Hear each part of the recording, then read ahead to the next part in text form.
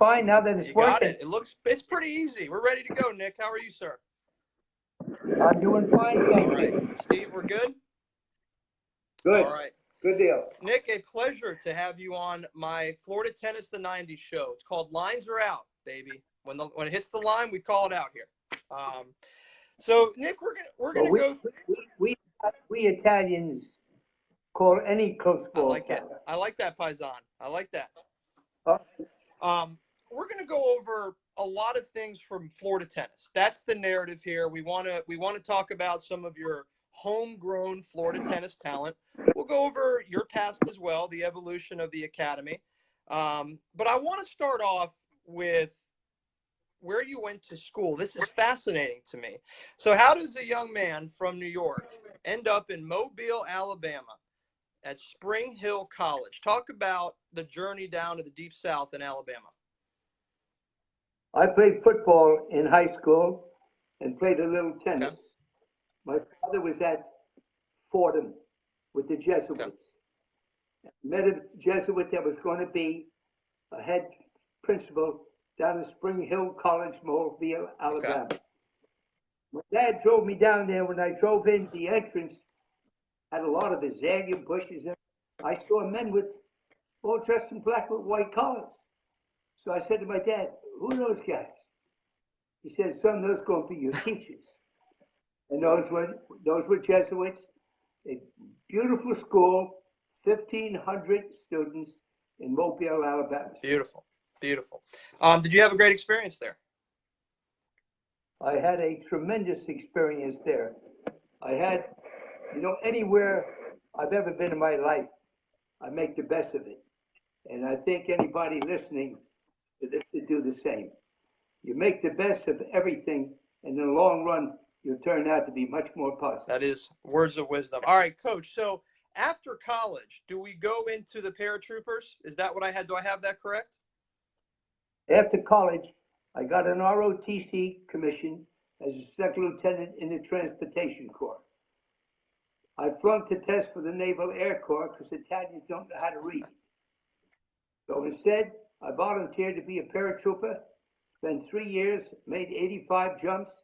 I was a master paratrooper. Wow. And I'll tell the audience about the first jump. An officer or a sergeant went first or last in the mass jump. And this little buff private sitting next to me said, "Mr. Lieutenant, you going to jump?" I said, "Yeah." He said, "You nervous?" I said, "Son, I have a diaper on." And he said, "Lieutenant, you jump, I jump." And I was always nervous. And nerves are part of life. You have to learn how to get over them. Wow, that's amazing. What an amazing story right there. All right. So, Nick, when we're done with the paratroopers and we're done with our military stint, we move to Miami. Do I have that right? And we give law school a shot at the University of Miami down in Coral Gables. We gave it a 3-month shot. And I told the dean, "You know what you can do with the books." But my uncle, Tony DiFlippo, was the head of the garbage, and Frank Sapiti was the town commissioner. And there was a little park called Victory Park, and the stone wall still stands today at the entrance. 2 broken down courts with a Pepsi Cola machine with an umbrella in the middle, my pro shop, and baby, I was making $3 an hour. I watched the story on Love Means Zero of how you started off at Victory Park. Now, this is not an easy thing to do. There's no internet. It's hard to get word of mouth back in the 50s. How do you generate revenue with that small a venue, with the inability to get the word out? But yet, that's where you got your start. Can you elaborate on that experience at Victory Park more from a tennis perspective? Well, at that time, $3 wasn't bad per hour. No. But very quickly, I began generating students, group lessons, and one thing led to another. And my uncle and the water commission said, "Let's have a picnic." We had a town picnic. The mayor was there, the townspeople, and my uncle gave me a shovel. And I walked over to the mayor. I said, "Mayor Diefenbach, you're going to take the shovel for our 6 new courts and lights. Thank you." He didn't know anything about it. looked at my uncle, looked at the commissioner. They said, dig, baby, and he dug. I got my 6 new courts with lights and a pro Beautiful. shop. All right. One of your first students, correct me if I'm wrong, that you met in South Florida, Brian Gottfried, one of our Florida legends. No. The gentleman who has run for years in the 90s, especially the ATP headquarters in Ponte Vedra Beach. I had the fortunate opportunity to play a lot against his son, Kevin. Give us Brian Gottfried. Give us what he was like as a junior and his evolution as a pro. He's the same way today. Gentle, appreciative, always there to help you. And on the court, he was polite but competitive. This was Brian's game. I didn't teach him a big forehand then. I didn't know too much about that. But Brian made up his mind. I'm going to the net, baby. And Brian went to the net. And that's how he became a top singles player and a top doubles player of the world. He made up for what he couldn't do at the baseline by coming forward. He had a beautiful slice, excellent volley. He did not have the Bollettieri forehand. He had that crappy grip, the continental grip. But he was fabulous. And one of my other first students was Sean Craig. Sean Craig, yeah, legend, yeah.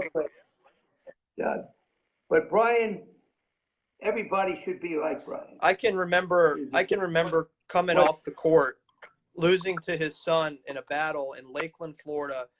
And I didn't know who Brian Gottfried was at the time. I was 11 years old, and he came up when I came off the court. He just gave me one of the greatest pep talks that I've ever had in my life. Losing a heartbreaker to his son. He didn't even talk to Kevin. He came up to me, and that will always be ingrained in my mind. And I'm glad that you brought up what a gentleman that Brian Gottfried was and is today.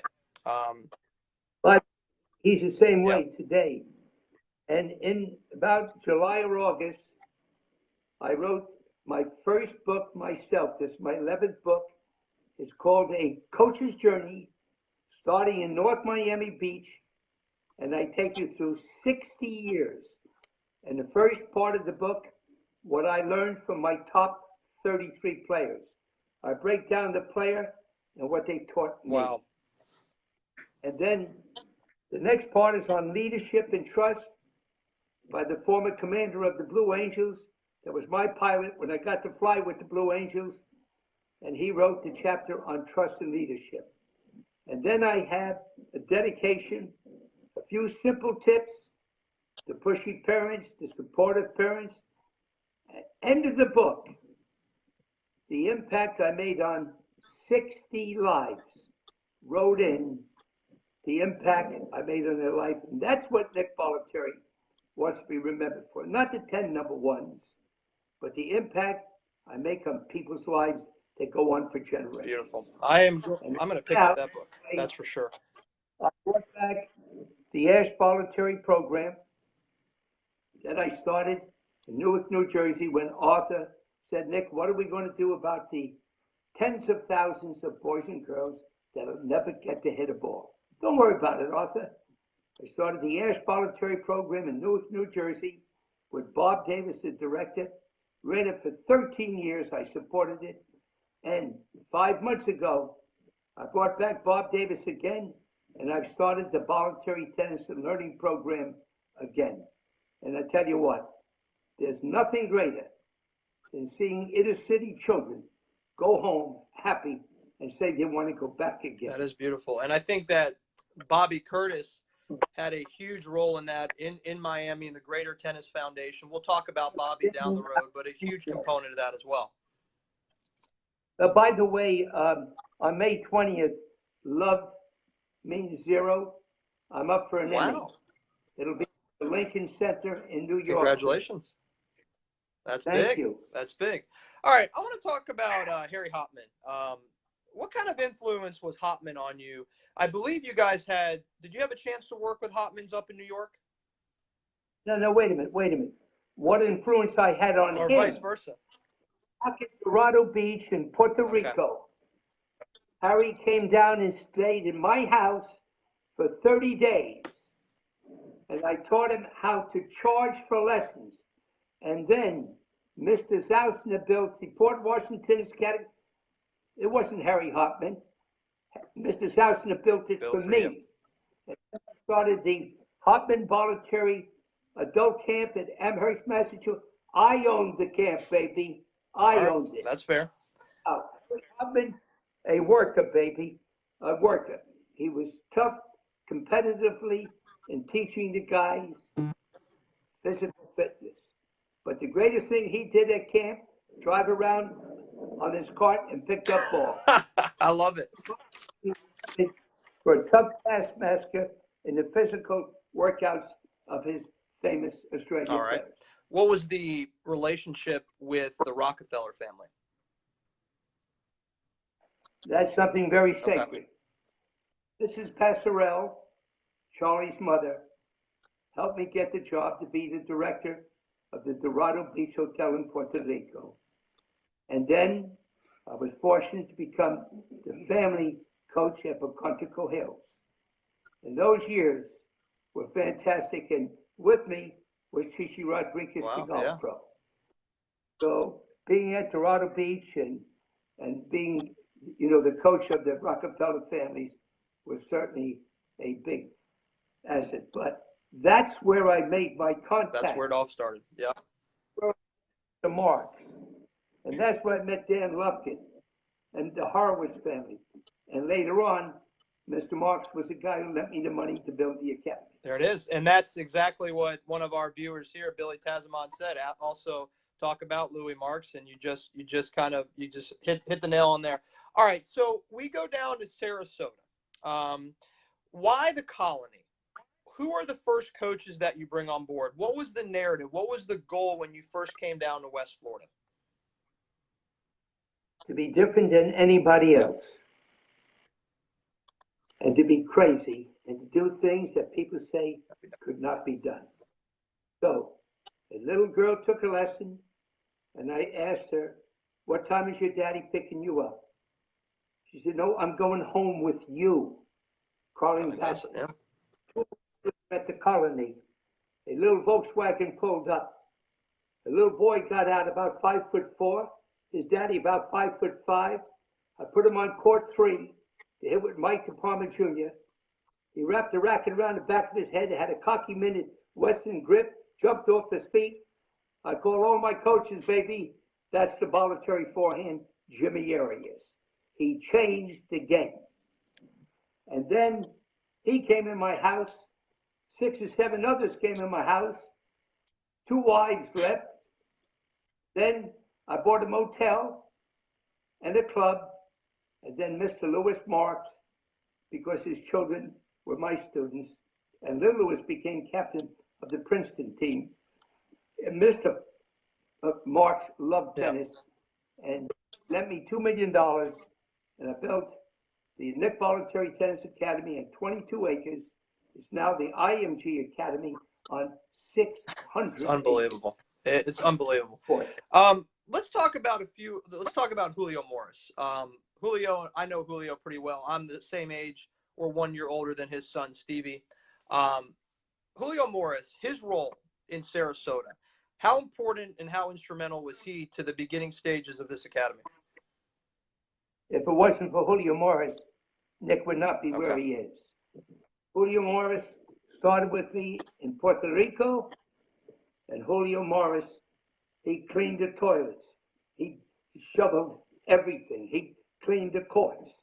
He worked 7 days a week, 365 days a year. He's a kind man, and his work ethics were impeccable. It's fascinating. All right. Another coach that I'd like to talk about, I don't know if he was in Sarasota with you, but I know he was in Bradenton, and I had a chance to work with him briefly when he traveled east and moved to Boca Raton, is Fritz Nah. Fritz was obviously featured in your show. Give us some Fritz Nah. How did you guys meet, and how important was he to the academy? Hey, baby, what are we going to do, baby? He's a kind soul, man. Hey, big dude, where are we going? Dude. And he was on the traveling team with Andre Agassi and his coach, and also his dad and his brother, and Bill Shelton was the manager. Fritz now is as kind as a person can be. He calls me up every single week. Hey, big dude, how you doing? And you know what he does down there in Naples? He throws the lady beep, beep, beep, beep, beep, beep, beep. They love him.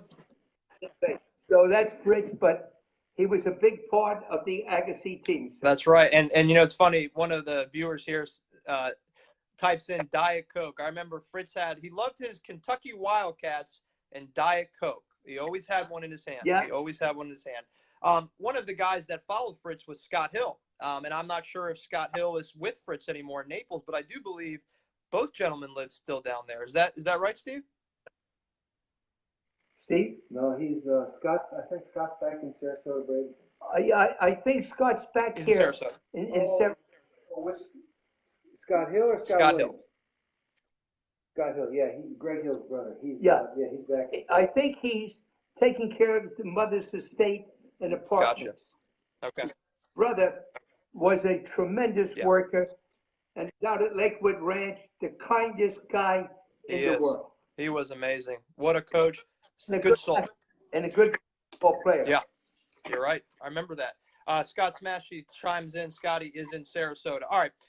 I want to talk about the gentleman who really helped put this together and gave me the opportunity to chat with you, and that's Bobby Blair.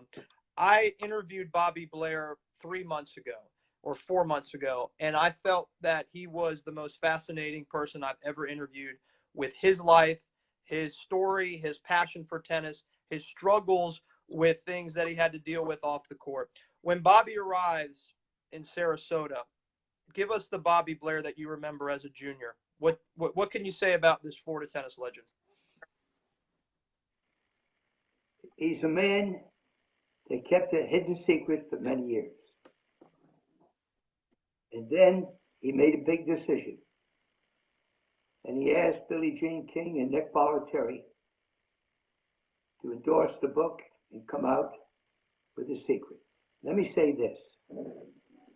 In life today, my daddy said that everybody's the same. And I'll tell you, if the world was made up of more Bobby Blairs, there would be no conflicts because everybody would live a peaceful life. Wow. And Bobby Blair was a heck of a tennis player, but he kept that secret and finally came out with it. And baby, I was the first one to be there in New York and endorse his book. He's a beautiful person. Do you think Bobby could have been better if he didn't have all of those stressful feelings of hiding his homosexuality? Do you feel like if he was out, or he would have been able to make it to the top? Because the Bobby Blair stories that we've heard on this Facebook page have been incredible of what an amazing superstar he was in the country and in Florida. I think only God can answer that. I say this. Bobby Blair made the most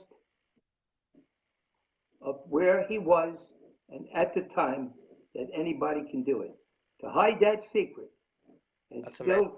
come like he did, only a few people can do that. The Bobby Blair story in the 18s national clay courts versus Aaron Krickstein is something that any tennis player needs to know about. It was the most fascinating story on my show. I've been doing this for 8-9 months, and it brought me to tears listening to it inside, what he went through.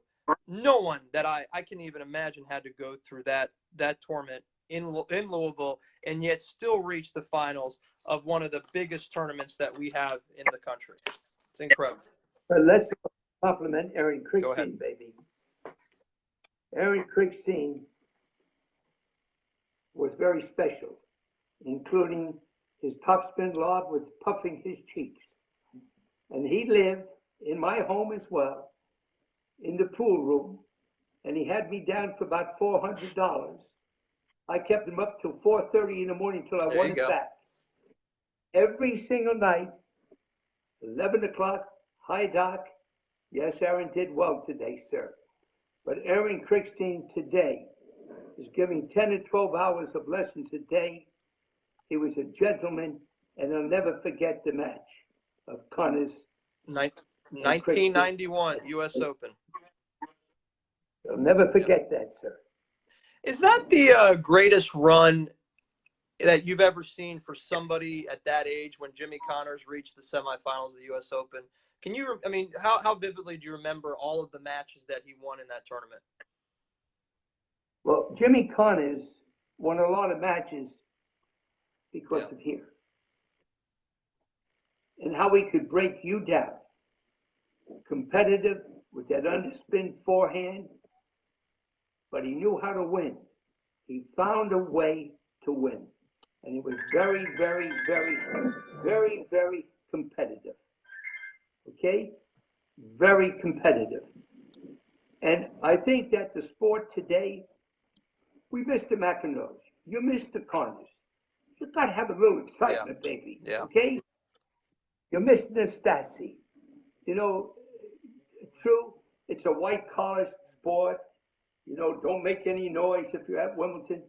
But, you know, you got to have a little excitement as well. You know, Nick, I enjoy going to college tennis matches so much more because of what you just talked about. I mean, I don't even enjoy the pro game anymore, or at least as much as I did from the 90s.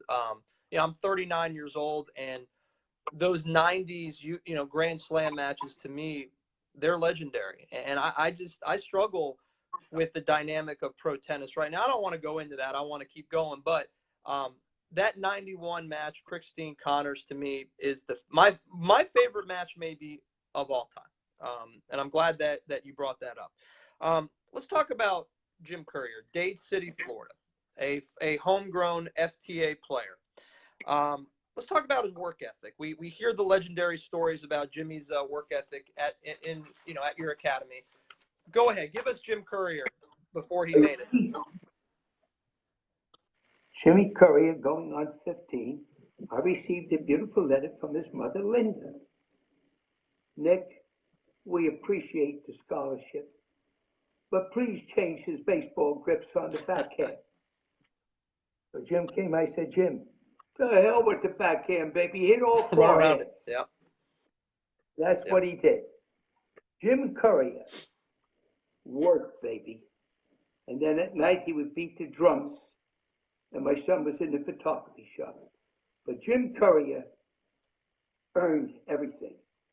He earned it by digging out, giving everything he has. And I appreciate Jim for giving me, for sitting in Andre's box when I'm coaching both Jim and Andre. And by the way, just last week when Jim Courier played up in Tampa, he was interviewed, and he said, if it wasn't for Nick Bollettieri, I wouldn't be where I am today.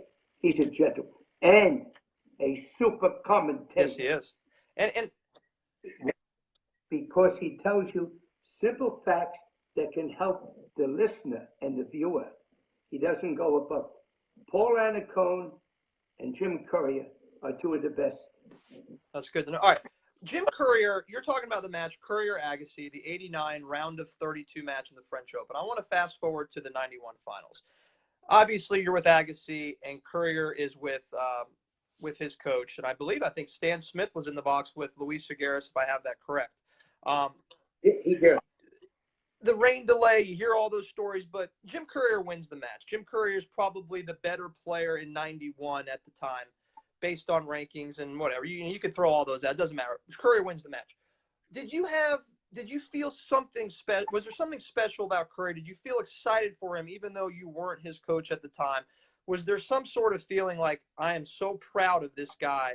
He's gone through all of the demons of being an Agassi shadow. He's beating the guys that he wasn't supposed to beat on the clay. What did you feel like after the 91 final? Did you have some love for Courier there? I certainly did, and remember, I believe me sitting in Andre's box gave him the juice, come out, and win. He also had a little change in strategy. Okay? Jim Courier is an unusual man. He's Davis Cup captain. But Jim Courier is where he is today because he gets down in the trenches, Yeah. baby. He fought for everything that made him a player. Everything. At the academy, the guys and girls went out to the back courts, no coaches. They broke rackets. They gambled. Why? Jim Courier tell you, to get on Nick's court. And Jim Courier was a warrior, and he's a beautiful man. Well said. Well said. All right. I want to go into the 92 Wimbledon. And, what is the, leading up to that event, what changed in the preparation for you and Andre? I'll give you the seeds for this tournament. We had Courier number 1, Edberg 2, Michael Stieck 3, Boris Becker 4, Sampras 5, and Agassi seeded 12. What was different about this event? What was different during the event, leading up to it?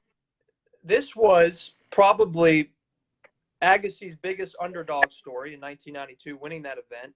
He lost the first set in the first 2 matches, I believe. And obviously the legendary battle with Ivan Izovich in the final. Let's go ahead, bring us back to the leading up to the 92 Wimbledon. Are you ready? I get a phone call about 10 days before Wimbledon. Nick, let's go down to Boca Raton and practice a little bit. We went down and played with Seguso Golf. We hit on a hard court for 10 minutes. Went over to Wimbledon. He had an interview. Andre, where you been? Oh, man, I've been in Boca, baby, practicing. We didn't hit a leg. Wow. Okay? On the first match, the umpire called me in the room. He said, Nick, were you coaching today? No. He said, let's look at the video. He said, what were you doing? I said, the mosquitoes were bad that day. And of course, he was a friend of mine, and that was the first match, sir. That was the first match. I mean, it's amazing because Andre, when you read my book, he broke every rule. Jim Courier said, Nick, why? He was a joker in the deck of cards. I closed my eyes that he broke so many rules because God gave me the ability to say, Nick, he's a special boy, and someday he'll do special things. And I overlooked. I did not kick him out. Courier said, how can he be? He broke all the rules. Kept them. And the beginning of the academy was something that never happened again. 60 Minutes interviewed a sports psychiatrist from Stanford. He said Nick was crazy. I am crazy. Nick made him wash his cars. I did. Nick made him clean the plates. I did. And my mother, watching the television, started to curse in Italian. Television. My father, the youngest man to graduate Fordham Pharmaceutical School, very quiet man. My mother said, Jimmy, why are they talking about our son this way? Listen to what my daddy said, and all of you listeners. If you ain't nobody going to talk about you. And whatever they say, you say thank you and let the results of what you do in life do the talking for you. And that helped me through a lot of my career, sir. Beautiful. Somebody has come into this room who I know well because he lives in North Carolina for several years. Butch Young, former Bollettieri coach, is here. Oh, yeah. He's here. Great guy. Hey, Butch is here. Hey, Butch. You were late, baby. The lesson started at 4 o'clock. You came at 6 o'clock. No play this week. All right, Nick, let's shift gears to some female players. One Florida player in particular, Mary Pierce.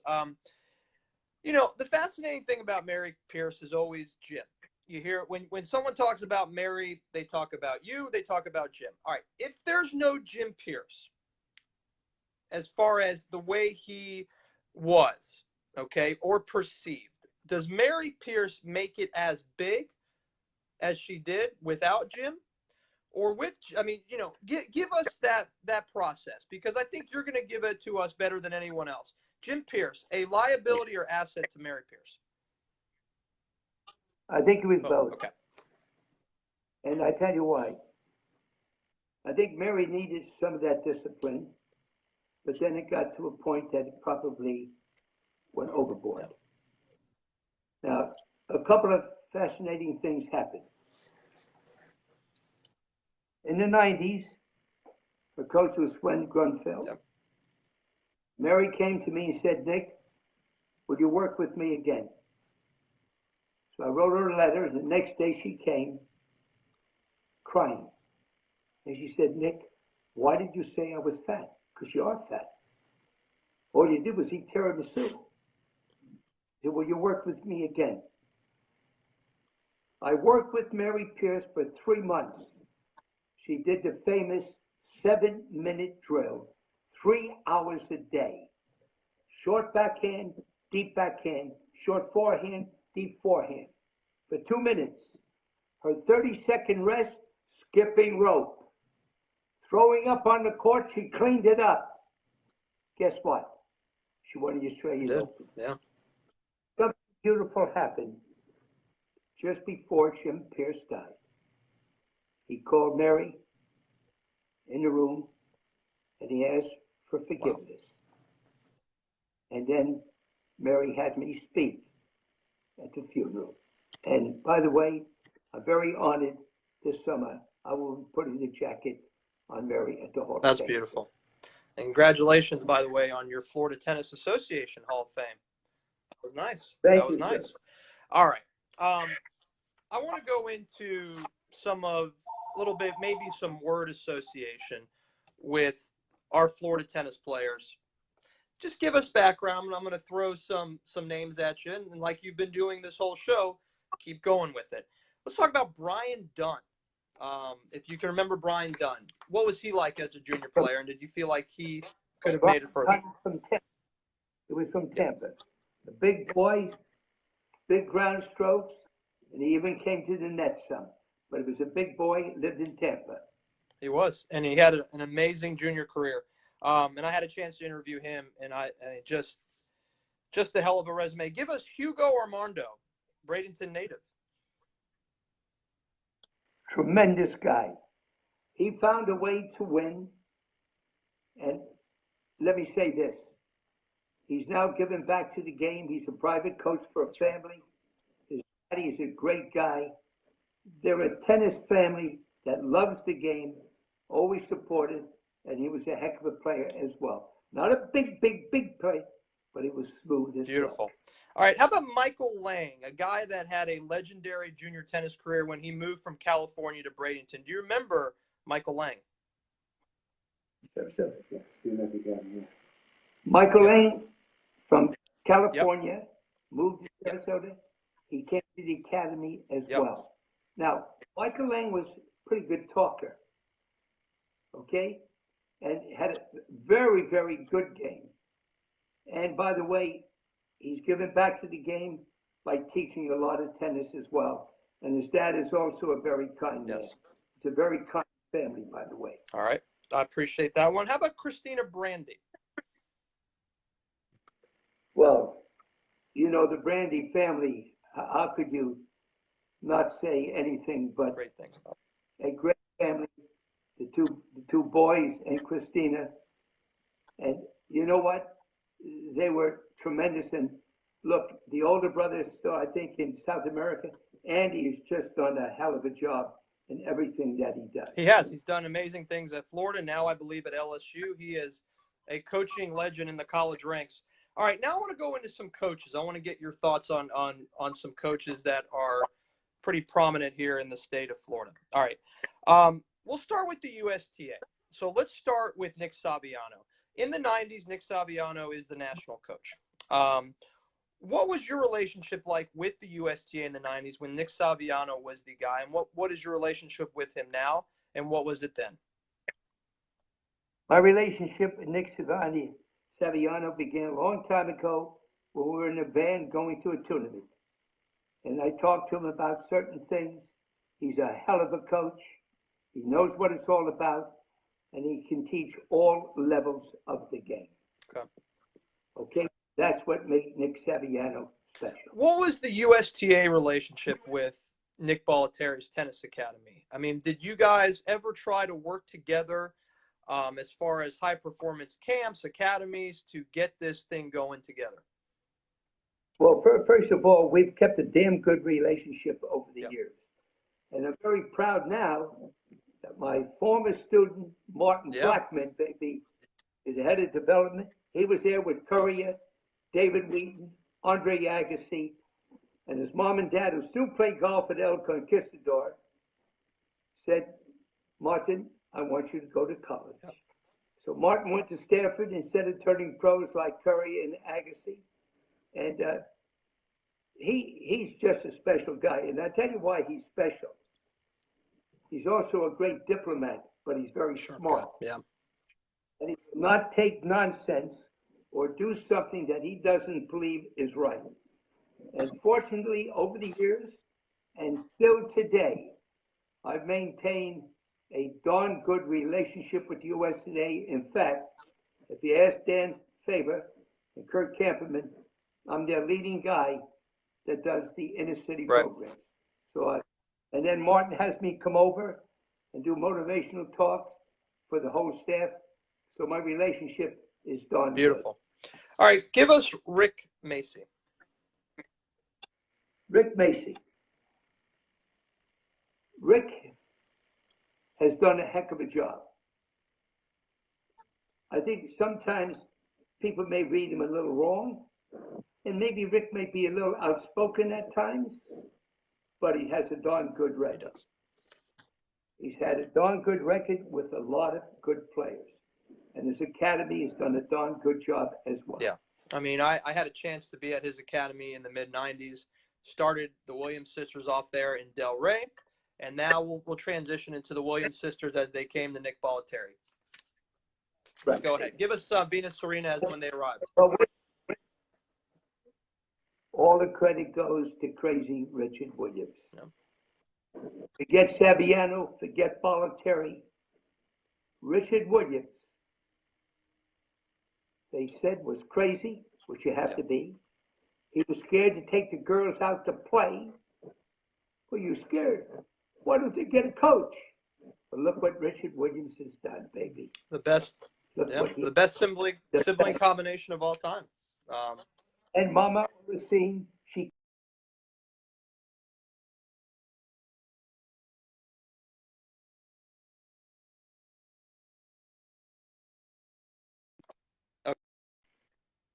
Okay. All right. So I want to talk to you about the evolution of all the different balls that the USTA came out with. Red, orange, green. You know, a lot of people on this page argue. They debate whether or not that's good for junior tennis. I want to get your thoughts on that. When this all started 10 years ago, I know it started many years ago prior, but in the USTA, they started launching the campaign of 10 and under tennis. Your thoughts on this process? When it first came out, thumbs down. Right now, my thumbs are up, baby, and I'll tell you why.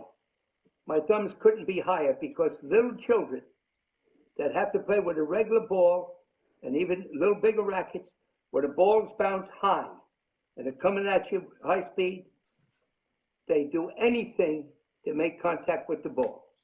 So my belief is this. Start youngsters out with the slower ball, take your time, graduate to the next ball, to the next ball.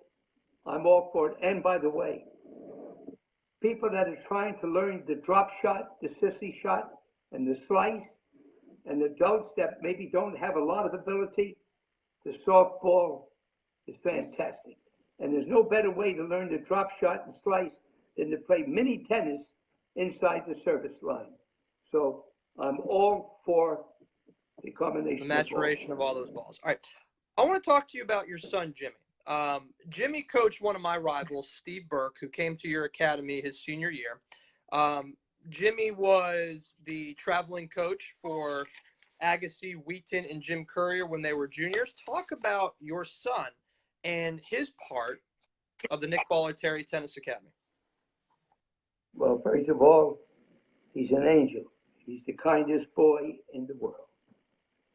And right now, where I started 60 years ago, the city of North Miami Beach, right around the He's corner, there. has built a tennis set of 18 courts. He's a kind person. He knows people. Courier lived in his house, and he knew how to relate to people, and he took care of them on the road. He makes sure they had everything. If God created more people like my son, there would never be a war or any conflict. Wow. Well, that's a beautiful thing to have a son like that. And we can find him, I believe, at the North Miami Beach Tennis Center. Do I have that right? That's right, or teaching surfing. Teaching surfing. He surfs all over the baby. All right? I have a question from one of the viewers here. She sent me a message, and she would love to know this answer. She wanted to ask why a young lady named Karen Miller, why did she earn a scholarship at Nick Bollettieri's? And I don't know the background story of this, but maybe she finished or ranked a little bit lower than some of the girls that thought they may had a chance of at your academy. Do you remember Karen Miller, and do you remember why the scholarship was provided to her? I do remember Karen Miller. And remember, a lot of the scholarships I gave was not only based on the ability to be a great player, the ability of need. And that's where I based a lot of my scholarships on. Okay? So some of the people may say, why does she or why did he get it? They know a lot of the facts behind the scenes, sir. That's fair enough. I asked the question for her. She was very curious to know. All right. Before I cut you loose, Nick, what would you like to say to folks that grew up playing Florida tennis? These are very competitive people from the 80s and 90s that follow our page. What could you say to them as far as what you saw during that era in Florida tennis? Can you give us a synopsis of what we saw 20, 30 years ago? Well, Florida tennis is the leader in America. And by the way, I built the first indoor center in Florida as well. Tennis is a lifetime sport, but it's also a lonely sport. And you have to learn how to deal with adversity and all sorts of conflicts. That's why I believe tennis is a great learning sport for youngsters as well, sir. It is. Because it teaches you. But also, I judge a lot of people how they deal with adversity. And Maria Sharapova deals with adversity very well. Andre Agassi said an interesting thing. We gave a clinic several years ago in Long Island. The young student said, Mr. Agassi, what's the most important point? The next point. You can't do anything about the last one, but you certainly can do something about the next. And also remember this, tennis brings out your character, okay? It brings out, you want to be competitive, but you also want to be a sports person out there. How you call the balls, how you react if the opponent hits a good shot. So to me, tennis is a lonely sport, but it brings out your character and what type of person you are. All right. I want to ask you a few more questions, Nick. Steve Burke chiming in here, one of your former students. Who is the smartest, highest IQ tennis player you ever coached? The person who used their brains the most, probably Monica Seles. Okay. And another one, Martina Hingis. Brilliant thinkers. Brilliant. Monica Seles hit the ball very early because if she moved back 6, 7 feet behind the baseline, would have never made it. People thought I was going to change her 2 hands on both sides. She controlled play. Martina Hingis, she played safety. Return of service, cross court, lowest part of the net. Play for the big part of the net. So she earned her reputation by being smart. Smart. There you go. Hey, Monica Seles, Martina Hingis, Steve Burke. Those are the two. By the way, we have to bring out something. Go ahead. I had to wear 2 and 3 pair of sunglasses when I watched one of my students play. His strokes were so ugly that I got bloodshot eyes. Got to be number 4 in the world. He beat Agassi. He beat Becker, baby. Mr. Brad Wow. Gilbert. Yeah. He should buy his mind, baby. Buy his mind. So everybody, you may lack some of the ability, but if you know how to use your head and know how to compete and get in the other person's head, you can still be a winner. So Brad, you're my man, baby. Can you give us the individual that had probably the most raw talent at the academy, but never reached their potential? Well, I'm going to give somebody that had the most talent. I thought you were going to say that. Yep. Most talent of all my players put together. Wow. But he did not reach the potential, did not appreciate the sport, the players, children waiting for autographs.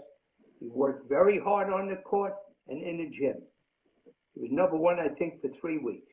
He fell short of being one of the greatest players ever served. I had a feeling you were going to say that. Nick, what are you doing now these days? What keeps you busy?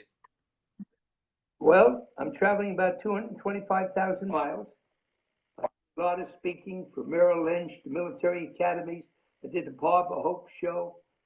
But I'm spending a lot of my time in the voluntary tennis and learning program. I brought back the Ash voluntary program. Good. Good for you. Giving opportunities to young children of need that we can help them make their dreams come true. And I'm very proud to still be with IMG, and it was kind of difficult for me to go from 22 acres to 600 acres. We're up to 9 sports now, and they spend a lot of time in getting kids into college. Remember something, all of you viewing this, don't come and tell me your son and daughter are the next champion. Come and tell me, Nick, help me take my son and daughter to their level of ability. That's right. Remember that. So when you tell me you're champion, no, on the tour today, 1 out of 3,000 make a living. So remember that, everybody. Think of college, a couple of years scholarship. And then if you do well in college, then go out and play. And also, all of you listening, you can't play big-time tennis anymore with a weakness. If you have a weak second serve, they're going to take advantage. If you stand 10 feet behind the baseline, they're going to hit short slices and drop shots and come in. So today's game is based on movement and hitting 70% of your shots on the forehand side. And remember something, if you got a push second serve, get your first serve in, because if you hit a push second serve, they're going to put you to sleep. There you go. Nick, you know what I want from you is to sit down and have an Italian meal one day in Bradenton, Florida. What do you think? Well, we'll do that, and please tell all of your viewers how wonderful it is for you to have a chat session like this, and maybe next time, get about 10 to 12 questions from your viewers, get me on again, and we'll give them a free lesson. There you go. I would love to have you back on one day. Nick, I really appreciate your time.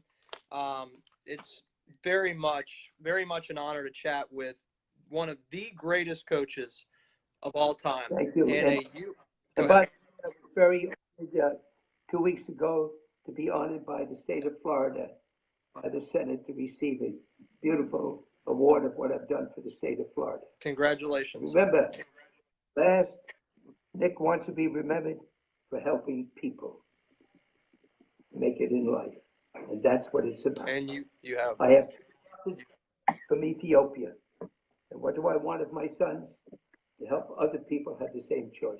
God bless you, everybody. All right, Nick. Thank you so much. He is Nick Bollettieri, a Florida tennis legend, a Florida Tennis Hall of Famer. He's honored by the Florida State Senate. He's in the International Tennis Hall of Fame, and we can't thank him enough for his service in life and in tennis. Nick, welcome. Thank you so much for joining me. I hope to welcome you back in a couple months on this same program. Thank you very much. And bye, Bobby. Say goodbye, everybody. There he is, Nick Bollettieri. Steve, thank you so much. And a big thanks to Bobby Blair for helping set this up. This was a treat. Also to my manager, Steve Steve Shula. Schuler, who had black hair 3 years ago. He's completely gray now. All right. Hey, Steve, let's keep in touch. And one day I hope to make it down to West Florida. I currently live in North Carolina. But when I come back to the Sunshine State, my goal would be to check out what you're doing down there at IMG. So, Sounds good. all right. See you Thanks, later. guys. Bye. What a show. What an honor. Thank you, everybody. This was a pure treat to talk to Nick Bollettieri. I had a blast. I think Henner had a really good over-under going with the babies. Nick Bollettieri brought out at least 23 or 24 babies, and we were hoping he was going to do that. I encourage you guys to Google his latest book. I encourage you guys to look at the Arthur Ashe Nick Bollettieri Foundation. I didn't know about that, and I think we all need to look into that as well. If you haven't seen Love Means Zero on Showtime, you have to as a tennis fan. It is awesome to see all of the people he coached, how he started in Sarasota, how he started in North Miami, how it became IMG. It was incredible. I've seen that show now 3 or 4 times. Can't get enough. Game of Thrones or Love Means Zero. They're both too good not to pass up. All right, so this was great. A big audience. I appreciate you guys chiming in. I know I didn't get to some of the questions, and I do apologize. There were some good questions in the chat, but when you're talking to Nick and you're going through all of my own notes, it makes it very difficult. So I appreciate really, really nice, kind words from you guys. My great friends are on here. Goya Armando, Ryan Mock, thank you so much. Larry, thank you. Henner, thank you. Even the best man at my wedding, Brian Friedland, joined the page today to watch this show. So what I'm going to do is I'm going to do my best to get this recorded, put it on a YouTube so we can make it public and have